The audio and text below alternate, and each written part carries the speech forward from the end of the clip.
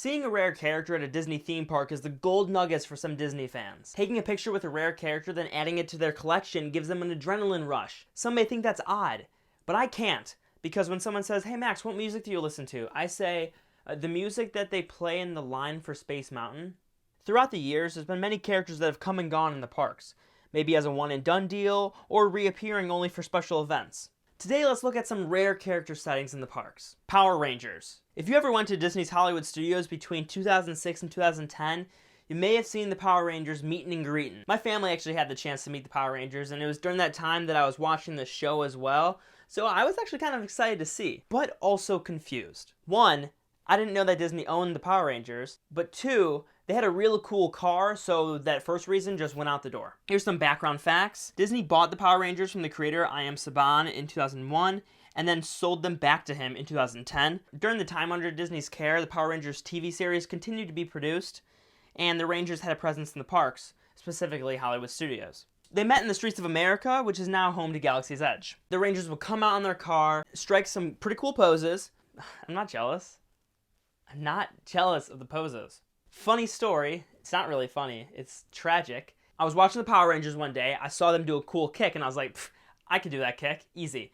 I tried it, kicked the door to our garage, hurt my ankle a lot, sprained it, but I never told anybody why because I was too embarrassed. But anyways, the Rangers would do these cool poses, and then they would just meet and greet with people on the streets of America. There were 5 Rangers, and each Ranger was actually from a different Power Ranger series, and I'd explain which Ranger was from which series, but I don't care enough to do that. It's a cool fact, though. Alright, next character. Ace Ventura.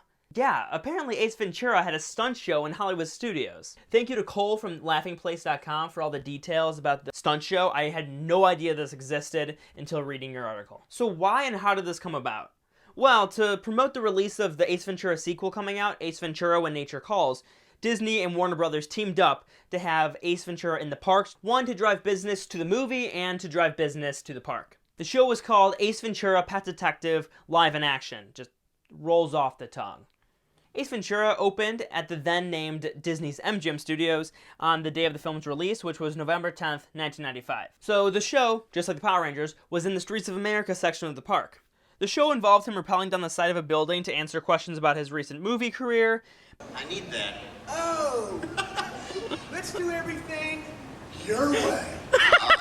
But then he gets distracted by a rare spider that needs to be saved that's on top of the building that he just rappelled down. To save the spider, Ace swings on a rope and then runs to the building that the spider's not at. I really don't understand why he wouldn't just climb up the building where the spider is, but moving on. He climbs up the building, going up tons of ladders, and he finds a zip line and zip lines across to save the spider. The show only lasted about a year, but I thought it was a fun addition to that area. The show's not amazing, but I thought the guy playing Jim Carrey did a pretty decent job at it. And, I mean, it's 10-15 minutes out of your day. I think it's an entertaining thing to just shove into that area of the park. And like Cole said from laughingplace.com, we both wish that they would have added more stuff to Streets of America before demoing it for Galaxy's Edge. It seemed that Disney just kind of left it there and just let it kind of rot away. Tom and Jerry. Yeah, Tom and Jerry were also at Hollywood Studios. This one's a deep cut. I had to go through Facebook to find information about this. And this has just turned into, what are all the odd characters that Disney added to Hollywood Studios in the 90s? And I'm fine with that. That's cool. I used to watch Tom and Jerry all the time. But if I could meet them in person, it would be neutral. It's fine. So this was during the era that Hollywood Studios was called MGM Studios. And because of that MGM connection, I imagine that some characters were easier to get into the parks than others if they had some MGM connection. I don't know if that's true. That's just me making up opinions. But I couldn't find too many photos of Tom and Jerry in the park, but I did find a few, and that's why it made me dig in deeper. But it looks like there was a parade to celebrate Tom and Jerry the movie being released in 1993. So producer Phil Roman, he produced Tom and Jerry. I went on his Facebook, and this is where I found all the information about them in the park. After the parade, Tom, Jerry, producer Phil Roman, actor Rip Taylor, and co-creator of Tom and Jerry, Joseph Barbera, put their hands in the cement in front of the Grauman's Chinese Theater. And it looks like guests also got to meet the characters, but I'm not sure if this was the same day or the characters were out a different day. Maybe it was like a weekend sort of thing. I really don't know. There's not a lot of information about this. Last one, TMNT. Turtles. Going along the lines of Disney does not own this IP, but somehow they've wiggled this character into the park. is Teenage Mutant Ninja Turtles, who've had a show at Hollywood Studios, which was called Disney's MGM Studios back then, but also it's called Disney's Hollywood Studios now, not Hollywood Studios. The parks had a lot of name changes, but from 1990 to 1995, the Turtles had a show in the New York streets, the same area that Ace Ventura and the Power Rangers were at. This seems like the area that the show producers at Disney were just given space to experiment. Disney execs just had a bunch of IPs juggling.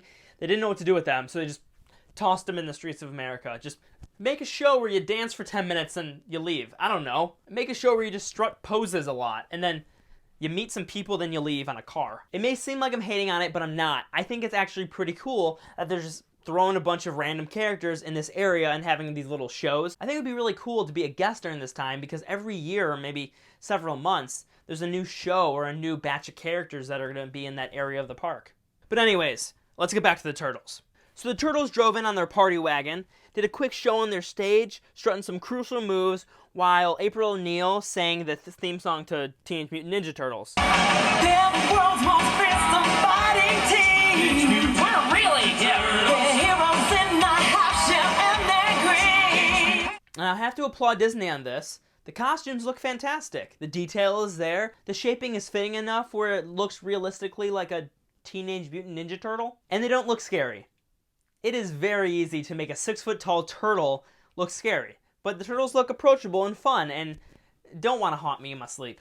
Now, Disney's Hollywood Studios may be the same park as Disney's MGM Studios, but those two are very different. The only thing keeping them together is their name. During the time of Disney's MGM Studios, Disney was trying to create a working studio at this park and pulling in any characters into the parks they had a connection to. Now, as Disney's Hollywood Studios, they were also focused on integrating more characters into the parks, but in a different way.